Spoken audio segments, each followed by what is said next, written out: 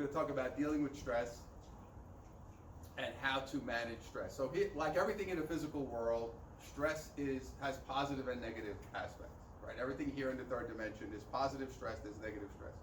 So what I like to do is break it up. So I'm going to break it into 3 pieces and show you the different types of stress, how they are affecting you and what's going on.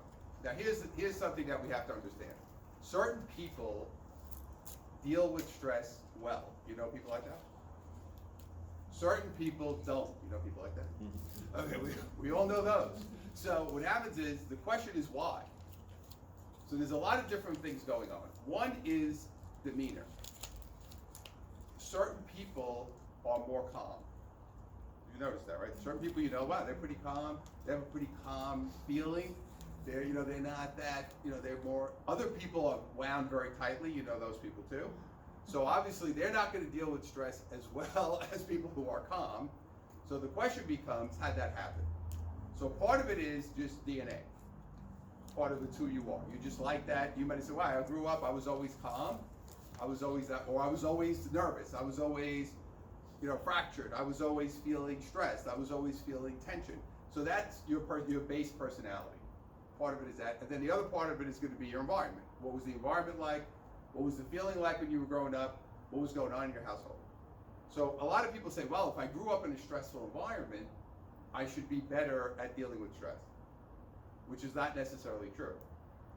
Because if you grew up in a dysfunctional, stressful environment, your desire may be to keep recreating that environment. So you're not actually dealing with the stress, you're just recreating the environment because that's your comfortable space. So it doesn't mean you deal with it well. So, but like I said, part of it is, how are you? So think of yourself as a kid. Were you a calm kid? Who was a calm kid? Who wasn't a calm kid? Right? So if you were, so that's just part of who you are. So I was watching a show about the Manning family, who are the football players. Eli, well, Archie Manning was the father, he was a football player, and then the brothers, Eli Manning, of course, as a Giant fan, was a New York Giants quarterback, and Peyton Manning, and there's another older brother. But what they were talking about was, Eli is 5 years younger than Peyton, who was the next one, and then there was an older brother. And what they were talking about his personality, and he said, when he was a baby, the older brother said, we could never make him cry. They said, older brothers, right? What are they trying to make? He said, no matter what we did, we took him, we threw him, we picked him up. He said he just never cried. He was just the calmest kid. And when he played for the Giants, he was like that. He was just very relaxed, and you're in New York and the media and all that stuff, and he was always very calm, and he always kind of had that demeanor. So some people, they just had that demeanor. They just had that kind of calm vibe. It just is natural, and other people don't. But we could all get there if we choose to get there. The thing you have to understand is really this. You have to look at your childhood and say, did I grow up in a very stressful house? And did I recreate that feeling? So the other part of it that you want to be aware of is chaotic feeling. If you grew up in a house that was very chaotic, that there was a lot going on, and it was like there was never a calmness in the house. I remember when I first moved out of my mother's house, and I was just like in shock, because it was so stressful being there, and so not stressful not being there. But you start to realize, there must be something happening here that I can figure this out, that this is really stressful or this is not stressful. So part of it is that. Now you have to understand, I went out and created a lot of stress for myself even after that, because I was conditioned to be stressed and upset. So stress and upset are very close together. They're like cousins, right? They're like right next to each other. So what we want to do is look at the way we have the stress comes in, and then how do we process the stress, and how do we deal with it at the highest level, because we're going to have it.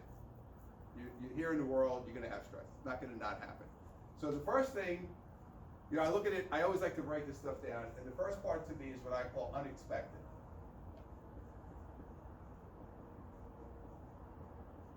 So unexpected stress would be something you don't expect. Figured that out, right? No, so you know what I mean. So, see how I tied that together? So unexpected is kind of saying, okay, somebody died. somebody got sick, you got in a car accident, whatever happened, something happened to one of your kids, unexpected situation comes up. So your first thing you have to say to yourself is, how do I respond when something like this happens? So think to yourself, okay, I get a phone call, something happens, or maybe I'm there. You're there. So Maria's father died in her arms in our house in New York, right? Handled it incredibly well. Like, dealt with it, called me. I was actually taking my son somewhere. Was calm, handled it. My mother's there, and my mother-in-law are running around like two chickens.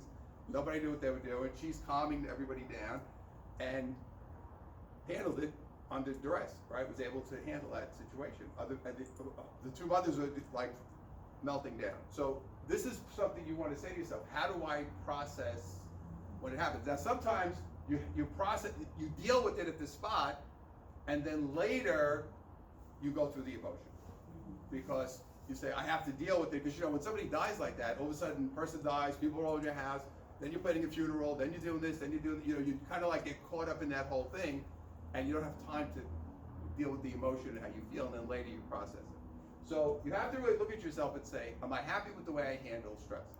Like an unexpected thing comes into my face. How do I deal with it? So you have to look at yourself and say, how do I process it? What's the first thing that happens? So, for those of you who are reactionary, that is not going to be very good. So if you're a very reactionary person, that means you're responding almost to the outside stimulus. You're not dealing. So the idea is, when something like that happens, I want to understand and say, okay, I need to be able to process this. It's kind of like, think about it, I have a heart surgeon, and something happens unexpectedly in the surgery. I want him to be calm. I don't want that. I don't want him to lose his shit there. So, my chest is open and you've got instruments going into my heart. Oh my God, I never saw that before. That's not what I want to hear, right? So those are people are right up. What the hell is that? It's like the Junior Mint in Seinfeld, right? Or whatever. So, the Junior Mint went into the guy's chest. Something that healed him. Right, so we want to understand that when we're dealing with those situations, those people amaze me. Like, it's like people who are in the army or people in combat medic, they're able to do this stuff, dressing wounds on. I met a guy in New York when I was bartending who was a combat medic. He's telling me these stories. I'm like, oh my God. I said, first of all, I would have been throwing up. I don't even know how you did that. Then we have to cut this and put the stitches on, dress the wound, put a tourniquet on, and put the guy in the stretcher. I'm like, and people are shooting at you. I'm like, how do you do that? So some people, it's just, again, unexpected. It doesn't happen. But this is really, think about how often does this happen? What percentage of your life do you have these events like that? Maybe 5%. It's not like something that's happening every day. So we want to look at it differently. So the second part we're going to look at is what I think of as pressure.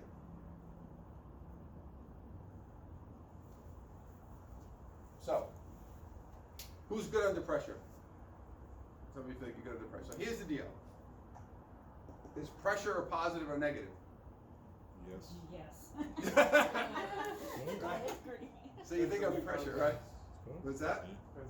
Well, so the idea is pressure. So Billie Jean King wrote a book. It's probably about 10, 12 years ago. And the book was called Pressure is a Privilege. And the context of the book was, if you've gotten yourself to a position where you're under pressure, you're doing something. Right? Something good, right? Hey, I'm going to Wimbledon finals. Yes, I feel pressure to be in the Wimbledon finals, but that means I'm doing something. I'm like moving myself forward. So pressure, like you have a deadline, you're working on a project, you're trying to get something done, you're trying to get a deal together, whatever it is, whatever field you're in, the feeling of pressure is something that is actually could be very positive for us. But again, it's the same thing, right? The same idea of saying, how do I deal with pressure? So I used to always be amazed, growing up in New York, being a sports fan, athletes who are able to deal with pressure, and even they may not be the best player, but for some reason, under those adverse conditions, that person is able to elevate and perform at a very high level. So the question is, how do they do it? And what is the secret to dealing with pressure? So here's the deal. And I've studied men, women, female athletes, business people, the whole 9 yards. So here's where we get into the energy principles that I always talk about, right? How do you feel? So this is what you want to think to yourself. How do I feel when I have pressure? So think about a time in your life where you were under pressure and say to yourself, how did I feel? Or you had to do something that you hadn't done before, right? And I used to do a lot of speaker training, which is the number one fear of people, is speaking in front of an audience. So the question you have to say to yourself is, how do I feel before I do it? Anybody have a feeling that comes up? Yeah, frantic or overwhelmed, maybe both. So do you have an example? Like you did comedy shows. Yeah, that was frantic. So how did it feel? Why frantic and overwhelmed? No. I for those actually have to say excited. Okay. Yeah, pressure, but the right amount of pressure. So what is, well, give me the frantic and overwhelmed. If it comes into money. Okay. That seems to be my trigger for my childhood. Right. And So money pressure. money pressure. Okay. Mhm. So there's one, right? Mhm. So what is the feeling? Fear, Fear of? lack. Yeah. So fear, right? So fear and lack Mhm. come into play. So it's not necessarily doing something. It's more of this when money's involved. So when you're doing comedy, money's not involved. Well, sometimes it is, but I'm not worried. But about it's it. not like money like that. It's not Right, like no. you're like it's like just it's not the pressure kind of money. No, not that kind of pressure. Right. So like when I train salespeople, it's the same thing. Right. They're going in, they're going to make the deal, they start getting into the money, and then they start to choke up. Yeah, Right. exactly. So this is what we want to look at to say, what are the pressure points that I have that disturb me? Mhm. So in your case, that would be that. Anybody else? Under pressure, what feeling comes up? You have to get something done, you have to do something, you're responsible for something, you have to take care of something. What is the feeling that you have? Everybody can think of a feeling? But nervous is different. See, so here's the deal. I remember the first time I spoke in front of a large group of people, about 1,200 people. This was in Orlando or Tampa. And I had never spoken in front of a big group like that. It was the first time. And it was like nervous adrenaline. But it wasn't like, I wasn't afraid to do it. It was almost like I had that, and you'll hear people say that, right? I had to go do this. I was like, I felt that rush of energy, but that's okay. That's not the problem. The problem is when it really stops you, it compresses you. So there was a guy that did a study, and what he did was, he had people doing a simple task, and it was like hitting a golf ball, like a small distance, right? So they first did it, no pressure, just hit it, and they all hit it, they all got them in, and they were all great. Then the guy said, okay, here's what we're gonna do. Now, every time you get one in, you're gonna get $1,000, and every time you don't get one in, we're gonna deduct $1,000. And all of a sudden the ball's going all over the place, right? So what happened? It's the same, you're doing the same thing. Mhm. But the conditions are now different. Now you're telling me I'm gonna give you $1,000 if you can get in the hole. So what happens to us is we come out of the space, right? Think about what happens. I'm no longer let's say it might have been something you did 1,000,000 times. You did that 1,000,000 times. But you know what? All of a sudden you change the conditions. So it's conditional, right? Which is where some people are able to deal with it. But the conditions change your physiology and change how you feel and change you mentally. Now the other thing that will happen when you go through this under pressure is, and this you have to be aware of, is you will start to go to the past. So you got to be aware. Because what happens is you say, well, I did this before and it didn't work. Or I did this before and I screwed it up. So now you start to drift into that space. Oh, now I've moved myself into this place of the past where I'm now anchoring myself into an old result. And what happens to my feelings once I do that? Didn't work out. Well, I did this before. I went to do this presentation. I totally tanked it. What happened? Yeah. Right? Right? So it's going to bring you into these feelings. It's going to take you back all the way back over here. Right. So I've got to understand what it is and what is triggering my feeling of pressure that I can't perform. what is happening to me under pressure. Now the other question is, do you desire pressure? Anybody desire pressure? You do? Anybody else? A little bit, yeah. Okay. Why do you desire pressure? George, why do you want pressure? For practice, for one thing, if I'm going to do something else, and I think it helps performance if I know how to handle the pressure. You've experienced it. Yeah, so it's a good thing. So here's the deal. The people who are good under pressure embrace the pressure. They want the pressure. They actually want it. Yeah, I was working with, right? They said, I'm trying to get to the end of the month to close these deals because I'm trying to I want to make my quota and get my bonus or whatever it is. As we're talking, I'm hearing the fear. I'm hearing it's like I'm feeling it. This feeling of distress. So again, what happened? The end of the month came, 2 deals fell through, didn't make the quota, right? So again, it's going to go back to the feeling I have in the pressure. Yeah. In sales, for me, when you're more attached to the outcome, Yeah, it's not happy. It's not good. you're less likely to succeed. Right, because now you moved yourself out of the space. So it's almost like saying, I just need to do what I do. That's it. It's like the golf. I'm still hitting the same golf ball 2 feet. Nothing changed. But I feel a different feeling because now you're telling me you're going to give me $1,000 if I can get in the hole. But I'm actually doing the same thing. See, so this is what you have to understand. But the people who are stars actually say, I want the ball at the end of the game. I want to take the shot, and other guys run away. See, there's the difference. So it's actually saying, if I want to expand my energy, I have to embrace the pressure. Because what happens when you expand, how do you feel?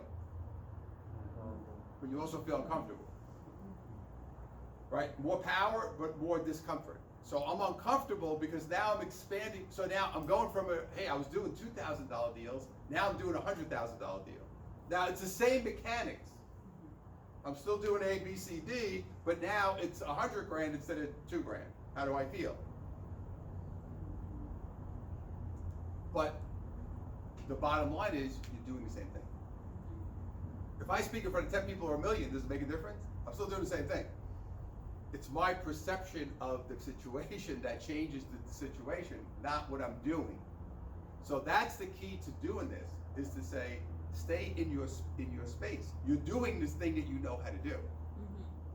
All that happens is the conditions change. To be emotionally in the space. Yeah. So the idea though is to say, what I really want to do, what you really want to do is embrace the space. So the idea, if I want to be more successful, here's what happens. What happens if I want to be more successful? What am I going to have? More pressure, more money, more responsibility, right? So now you have to look at it and say, if I become more successful, if I go up to this next level, now all of a sudden I have more responsibility. How do I feel? How do I feel about more responsibility?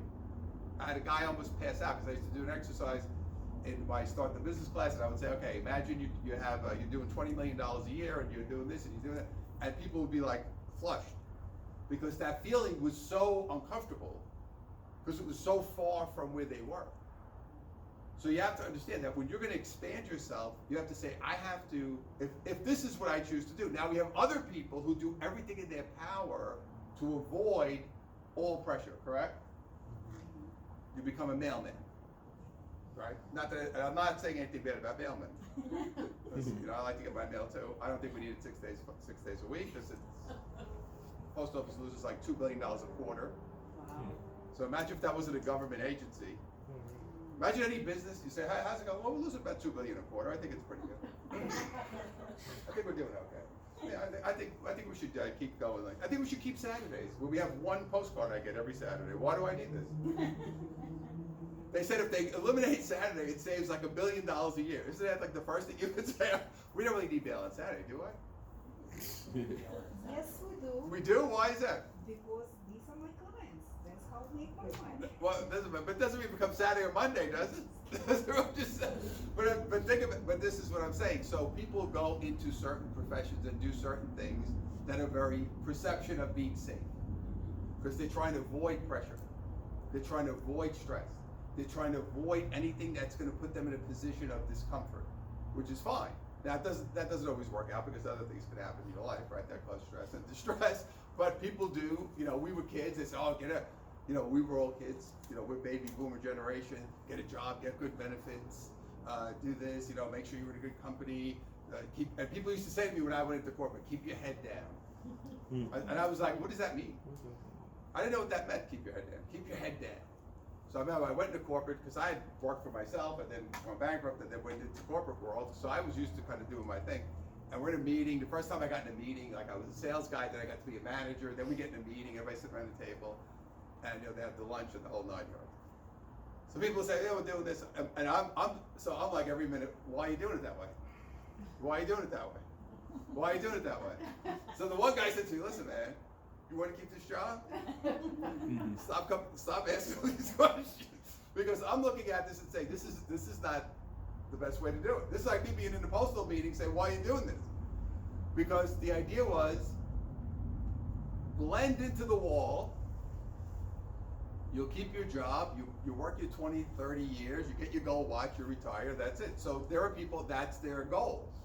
So if that's your goal, your life's going to be different, which is fine. It's not good or bad, it's just different, right? Just a different kind of life. So you've got to look at yourself and say, am I a person who wants to expand? And if I do want to expand, that means I want to take on more. That means I have to have the idea that I want pressure. You actually want pressure. Who wants pressure? When I say it that way, think about it. You say to yourself, "Yeah, I want more pressure." See, but it's how you see it. It's how you see the pressure. That's the key. That's how you have to look at it.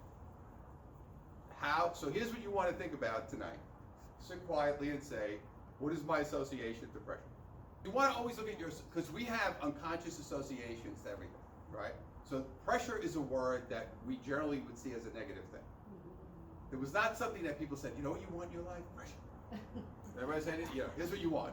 Go out there and have a lot of pressure. Nobody said that, right? That was like not, so we think of pressure in we have certain like kind of collective associations that pressure is a negative and I'm trying to avoid it, which is obviously, it's all based on how you feel. Because the people, I remember watching, a pitcher pitching the 7th game of the World Series, and he was on a show and he said, I'm in the bullpen warming up and the crowd's going crazy, and he said the hairs on the back of my neck, am I standing up? And I'm like, this is awesome. I'm like, oh my God, like, who's that? And he went out and pitched like a one hitter, won the game. So like, geez, but I mean, you understand the difference of that kind of person. He's like, this is what it's all about, man. So the idea is to say, if I want to expand, I want to put myself under pressure. I want to put myself under pressure. But pressure is not necessarily a bad thing. It's just showing you what you can actually do. What if you're, okay, so like I feel like I put myself under a lot of pressure. Right. To companies, and like even right now, I'm kind of overwhelmed with my sign clients and my business clients both. And the expectations, my expectations Right. even, of performing well for everybody. So I said I like pressure.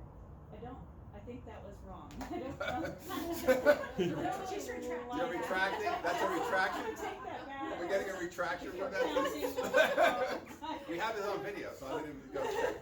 She did it under pressure. She did it under duress. Go ahead.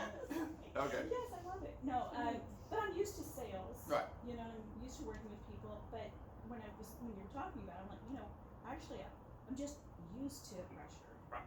Which is what I said in the beginning.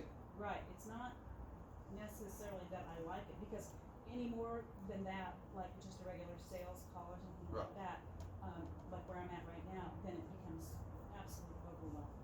And I can get like foggy and Right. not be able to figure things out or something strangely.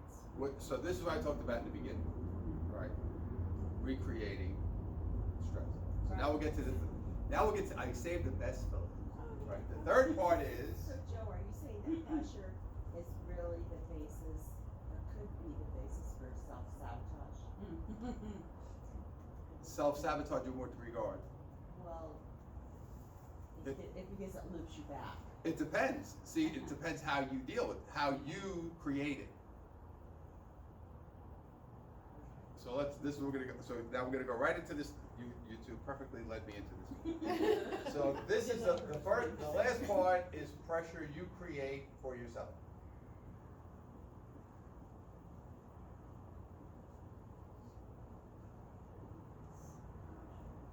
So now this is the one we really. This is why I want to wait to the end for this one.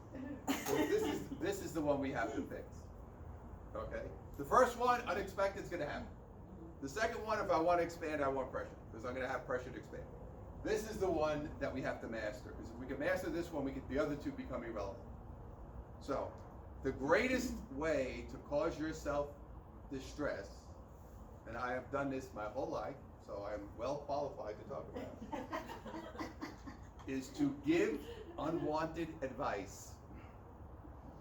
If you want to cause yourself an ulcer, start giving people advice that they didn't ask for. That is your path to the doctor. Right? Now, how many of us do that? Is anybody still doing that?